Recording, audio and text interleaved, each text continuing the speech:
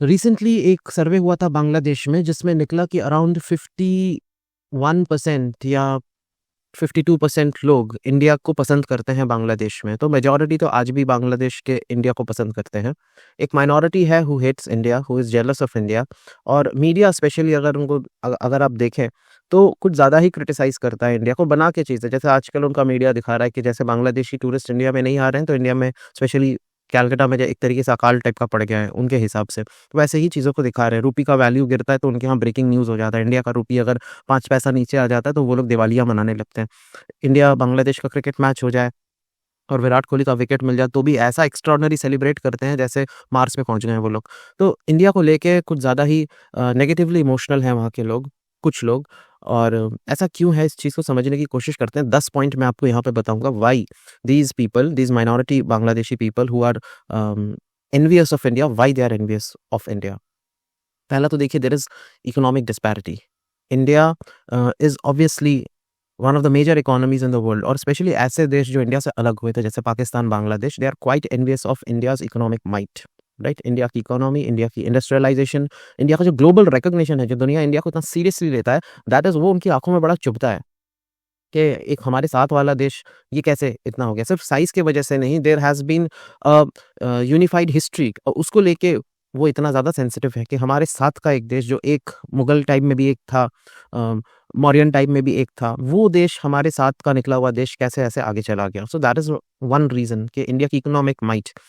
और उसके आगे Bangladesh is relatively smaller economically as well as in terms of global influence as well. तो India में कुछ भी होता है, हम G20 समिट करते हैं या फिर हमारा कोई स्पेस मिशन कामयाब होता है, पाकिस्तान, बांग्लादेशी, ये लोग आप देखोगे इसको नेगेटिवली पोर्ट्रे करने की कोशिश करेंगे अपने मीडिया में। उसके बाद इंडिया का जो टेक हब है बेंगलुरु, इसको भी बड़ा रिकॉग्निशन मिला है दुनिया में, सिलिकॉन वैली कहा जाता है ये इंडिया का। तो और बांग्लादेश, पाकिस्तान के पास they have nothing to show anything like that. तो इस these are the reasons, these are all economic reasons why and these Bangladeshis, the minority Bangladeshis, मैं फिर से कह रहा हूँ minority Bangladeshis, majority have a very positive outlook towards India. तो वो minority Bangladeshis are envious about India. उसके बाद कल्चरल डोमिनेंस। इंडिया की एंटरटेनमेंट इंडस्ट्री हम सबको पता है कि it's a soft power for India. India का पहचान, बॉलीवुड का पहचान हर जगह, वो रशिया से लेके यूएस तक, चाइना से लेके जापान तक, हर जगह बॉलीवुड को हर कोई जानता है। इसलिए बॉलीवुड के stars are also much more famous. अगर 2 मूवीज़ एक साथ निकल जाए, एक बांग्लादेशी मूवी और एक इंडियन मूवी, उनकी भी मेजॉरिटी स्क्रीन्स में जो इंडियन मूवी है, बड़े स्टार्स की मूवीज़ है, वही डोमिनेट करेगी। उनके अपने मूवी को जगह नहीं मिलेगी। शाहरुख खान की popularity is much more in their country compared to their local stars. तो ये भी कुछ कारण है that we are culturally dominating Bangladeshi industry, entertainment industry. ये दूसरा कारण है। तीसरा है हिस्टोरिकल टेंशन। देखिए, इंडिया ने तो, ये सबको पता है कि इंडिया ने बांग्लादेश को आज़ाद कराया, ठीक है? और ये वो चाह के भी मिटा नहीं सकते। वो कितना भी जमात वाले आज आ जाएँ, वो मुजीबुर रहमान का स्टैच्यू गिरा दें, शेख हसीना को भगा दें, जो मर्ज़ी वो कर दें, उनके सर के ऊपर, कपाल के ऊपर एक तरीके से टैटू हुआ है कि इंडिया के वजह से आज तुम एक आज़ाद देश हो। ठीक है? और ये सत्य आप मर भी जाओगे तो भी नहीं चेंज कर सकते। ठीक है? ये तो बांग्लादेशियों को पता होना चाहिए। तुम कुछ भी करो, तुम कितनी भी प्रोटेस्ट कर लो, ये जो टैटू बना हुआ है ना तुम्हारे सर के ऊपर के इंडिया के वजह से आज तुम आज़ाद हो, ये नहीं जाएगा, मरने के बाद भी नहीं जाएगा। ठीक है? ये उनको सबसे ज़्यादा चीज़ चुभती है कि स्पेशली जमात वाले, कि ये हम कैसे मिटाएँ? नहीं मिटा सकते, नहीं मिटा सकते, ये फैक्ट है, नहीं मिटा सकते। हाँ, बांग्लादेश टूट के फिर बिल्कुल ही कुछ चला गया कहीं पे, इसका अस्तित्व ही मिट गया, तब बात और है। बट जब तक हो इस अर्थ के ऊपर, जब तक तुम्हारा मैप है, तब तक ये फैक्ट भी रहेगा that you exist because of India. ठीक है? और ये चीज़ इनको बहुत ज़्यादा चुभती है। उसके बाद कुछ बांग्लादेशीज़ को लगता है कि इंडिया ने क्रूशियल मिलिट्री डिप्लोमैटिक सपोर्ट तो दिया, बट बांग्लादेशियों ने जो मेहनत किया, जो सैक्रिफाइसेस दिए, उसको उतना ज़्यादा रिकॉग्निशन नहीं मिलता, सारा लाइमलाइट जो है इंडिया ही लेके जाता है। तो ये उनकी फीलिंग है, दैट लीड्स टू बिटरनेस। और मेन बिटरनेस का कारण इनका यही है कि वो ये टैग नहीं हटा सकते। जैसे हम अगर अपनी आज़ादी की बात करें, इंडिया की आज़ादी की बात करें, तो कोई इसका क्रेडिट नहीं ले सकता। हम लोगों ने लड़ा, हम लोगों ने आज़ादी भी ली। आज़ादी मिलने से पहले ही हमारा गवर्नेंस स्ट्रक्चर कैसा होगा, इंडिया का वेलफेयर स्टेट होगा, उसका नेचर कैसा होगा, वो सब हम लोगों ने पहले से बना ली। जैसे ही ब्रिटिश भागे, वैसे ही हम लोगों ने अपनी सरकार बना ली, और वो सरकार बहुत अच्छी चल रही है। ना हमारे यहाँ तख्ता पलट होते हैं, ना मिलिट्री कूज होते हैं, और डेमोक्रेसी को, कॉन्स्टिट्यूशन को मोरल सब, हर गवर्नमेंट, हर पार्टी रिस्पेक्ट करती है। ठीक? ये था तीसरा। उसके बाद चौथा है वाटर डिस्प्यूट। ये तो एक ओके सी बात है, ठीक है, वाटर डिस्प्यूट किसी भी पड़ोसी के बीच में हो सकता है, और इसको लेके अब बांग्लादेशी ओवर सेंटिमेंटल है हर चीज़ को लेके, और इसको लेके भी हो जाते हैं। तीसरा का इशू चल रहा है इंडिया बांग्लादेश के बीच में, और बांग्लादेश अक्यूज़ भी करता है कि इंडिया पानी जो है डाइवर्ट करता है अपने बेनिफिट के लिए, और जिसकी वजह से बांग्लादेशीज़ को सीवियर वाटर शॉर्टेज फेस करना पड़ता है क्रिटिकल एग्रीकल्चरल पीरियड में। जब उनकी बुआई का टाइम होता है तब उनको पानी नहीं मिलता, which is a genuine thing, उसको बैठ के सॉल्व किया जा सकता है। उसके बाद बॉर्डर कॉन्फ्लिक्ट्स हैं। बांग्लादेश, हमको पता है, बहुत लोग इल्लीगली माइग्रेट करने की कोशिश करते हैं इंडिया में, और इस कोशिश के दौरान काफ़ी लोग पकड़े भी जाते हैं, मारे भी जाते हैं। So there have been incidents of violence and dispute in the Indo Bangladesh border, और बीएसएफ के साथ काफ़ी टाइम झड़प होती है। जैसे 2011 में एक व्यक्ति की मौत हो गई थी, फलानी खातून, she was a lady and she got killed by the BSF, allegedly by the shooting of BSF.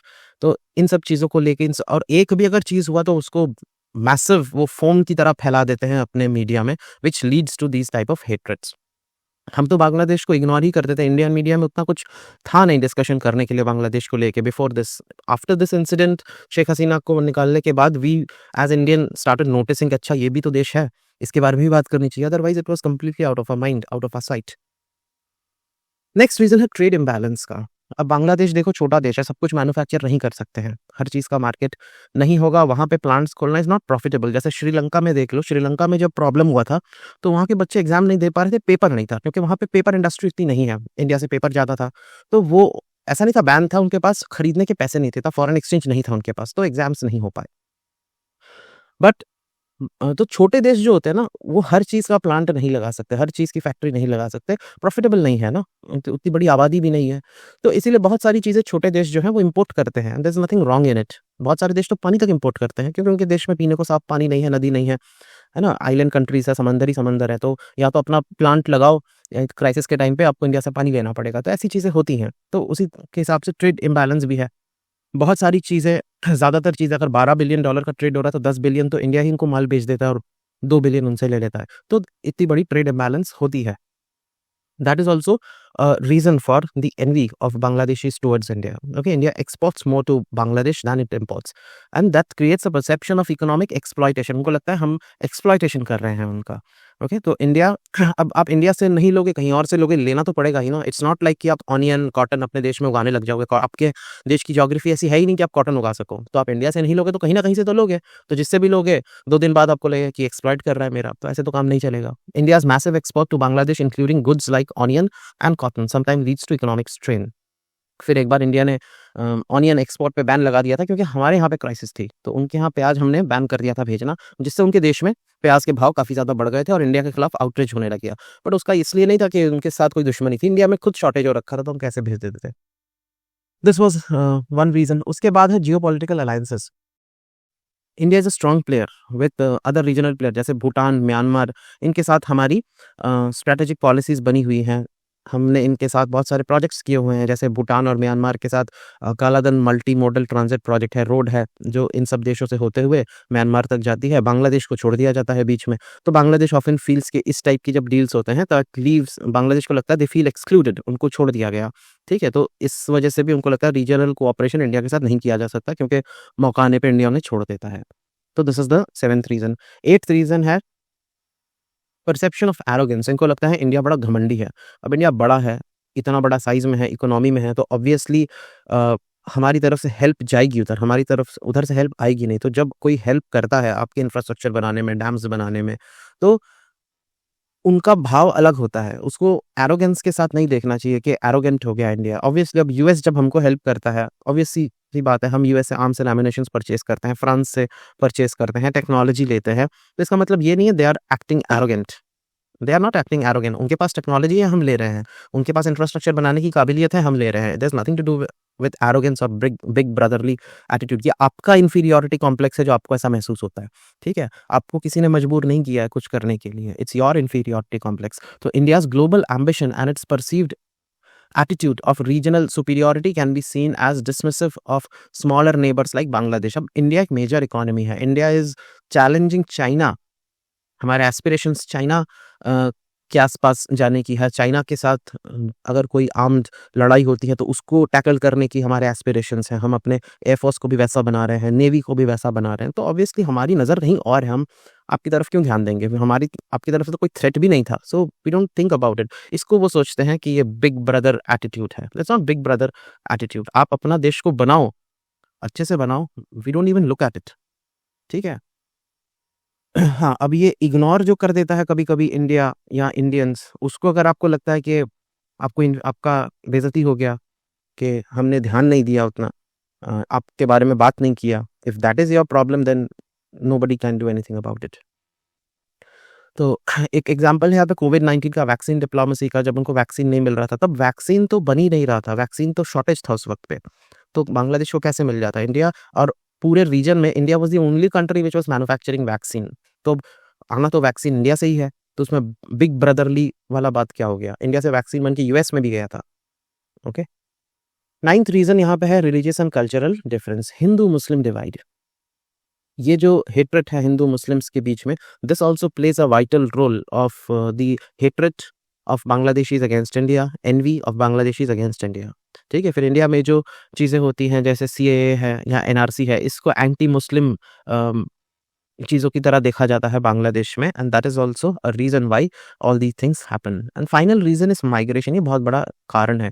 India में बहुत सारे लोग बांग्लादेश के इल्लीगली इमिग्रेट करके आते हैं, रहते हैं, काम करते हैं, and they become reason for lot of problems in India.